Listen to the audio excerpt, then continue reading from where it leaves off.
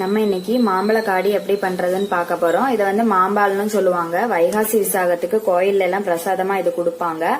நான் இன்னைக்கு மாம்பழ காடி பண்றதுக்கு 5 பெரிய மாம்பழம் எடுத்து வச்சிருக்கேன்.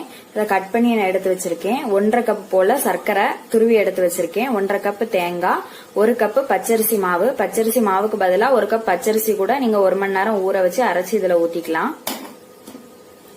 5 ஏலக்காய், 3 துண்டு சுக்கு எடுத்து வச்சிருக்கேன். நம்ம இப்ப எப்படி பண்றதுன்னு பார்க்கலாம்.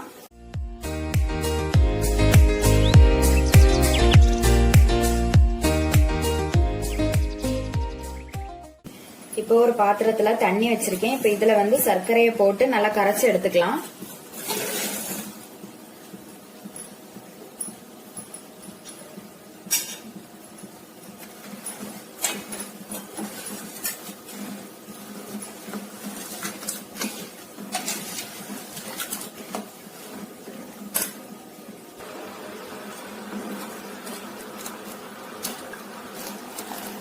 சர்க்கரை நல்லா கரைஞ்சிட்டு இப்ப இத வந்து வடிகட்டி தனியா எடுத்துக்கலாம்.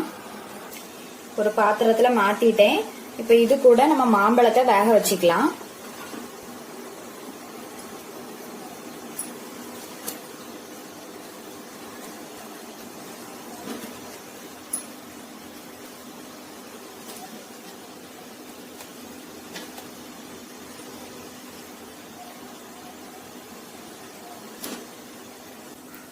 இப்ப இதுக்கு கூட கொஞ்சம் தண்ணி விட்டுக்கலாம்.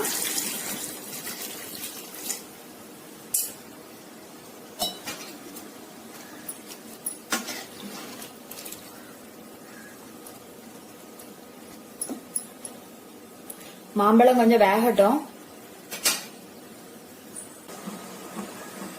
மாம்பழம் ஓரளவுக்கு வெந்துட்டு இப்ப இதுல வந்து ஏலம் சுக்கு தட்டி வச்சிருக்கேன். அதை போட்டுக்கலாம். நம்ம எடுத்து வச்சிருந்த பச்சரிசி மாவுல கொஞ்சமா தண்ணி விட்டு கலந்துக்கலாம்.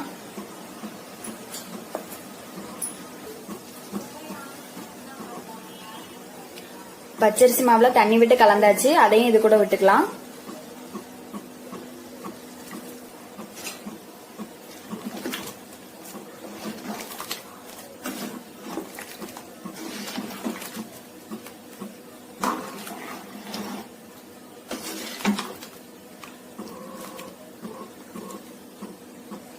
இப்ப இது லேசா கொதிக்கட்டும்.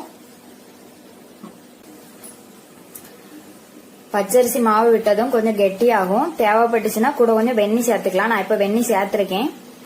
நம்ம எடுத்து வச்சிருந்த தேங்காவை ஜார்ல போட்டு நல்லா நைஸா அரைச்சிட்டு வந்துடலாம்.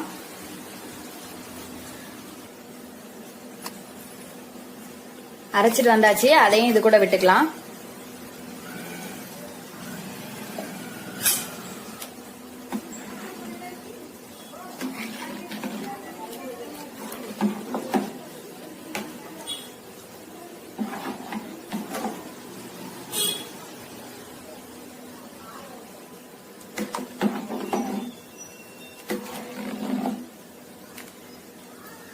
இப்ப இது எல்லாம் சேர்ந்து நல்லா கொதிக்கட்டும். பச்சை வாடை எல்லாம் போகட்டும்.